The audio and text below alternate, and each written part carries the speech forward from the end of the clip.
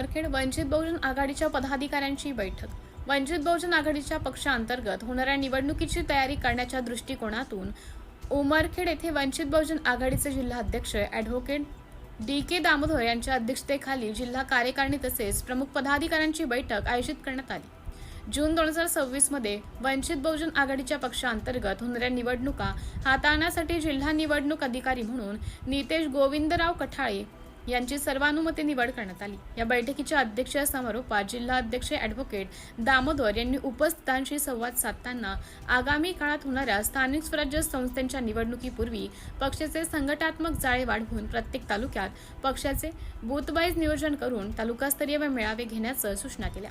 या बैठकीला जिल्हा कार्यकारिणीतील उत्तमराव ढोले, नितेश कठाळे, संजय मुजमुले, महादेव भवाळ, सतीश उरकुडे, दीपक जाधव, मंगल खराटे तसेच विविध तालुक्याचे तालुका अध्यक्ष संबोधी गायकवाड उमरखेड, उत्तम मुनेश्वर आर्णी, संदीप आढाव पुसद, शुभम राऊतनेर, विश्वास धुळे, आनंदराव वावळे, विष्णू हपसे, भरत गायकवाड, सरीपुत वाहुळे, बबन वाहुळे, प्रवीण रामटेके, नामदेव लहाणे, संतोष गायकवाड, ऋषिकेश कवडे यांच्यासह इत्यादींची उपस्थिती होती।